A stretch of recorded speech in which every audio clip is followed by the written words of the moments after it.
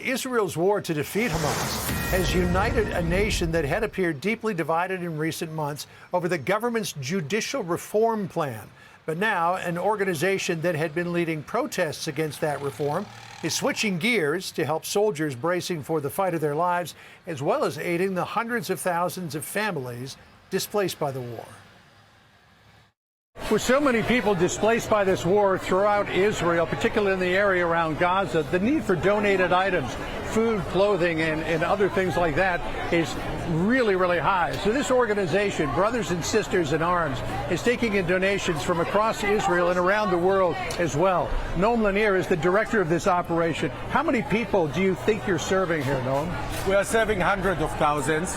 We are serving those who evacuated from the city, the villages around Gaza. So places like Sderot, Ashkelon. Absolutely.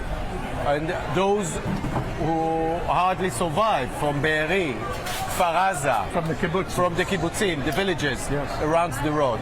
There are some communities that out of 300, 30% are dead or kidnapped, 30%. So you have to take care of those communities wherever they are. We also feed the needs of the army with soft supply, and we are ready for any mission. Everybody here in Israel has a personal story with the military, but yours is particularly poignant.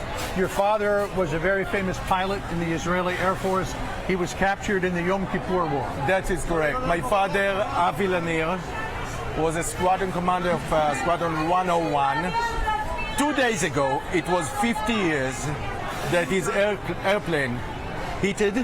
He jumped safe. He arrived to Damascus, and he came. He was exposed, according to what you can read in Wikipedia, to the top secret of Israel related to nuclear. They knew who he is, and they tortured him to death without revealing any information. Tortured him to death. His bone was gutted, butchered. So when you think about helping everybody who has been displaced by this latest war, I keep that in mind? I keep that in mind, but not only that. Number one, I could not believe that 50 years later, and that war of Yom Kippur, where I lost my father, uncle, and cousin, will be a much more difficult and challenging case. And you know, you can speak about 1,300 dead and 200 kidnapped. How long will this operation need to be going? Listen, I represent brothers and sisters in arms. We started as a protest movement 9 months ago against the justice revolution of the government.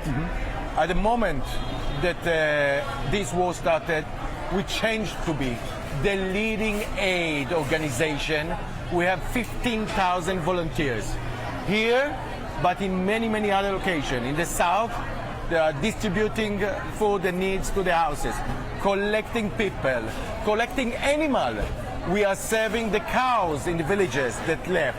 We collected dogs of families that left them behind.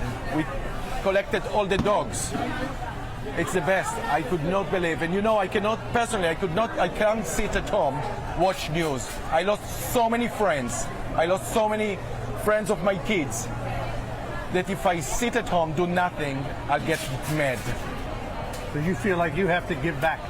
I feel that I have to do my best at my age, 57, to serve my country and my people every minute. Judging by this operation, you are doing your best. Thank you very much, sir. Noam, thank you. I'm Steve Ducey. I'm Brian Kilmeade. And I'm Ainsley Earhart. And click here to subscribe to the Fox News YouTube page to catch our hottest interviews and most compelling analysis.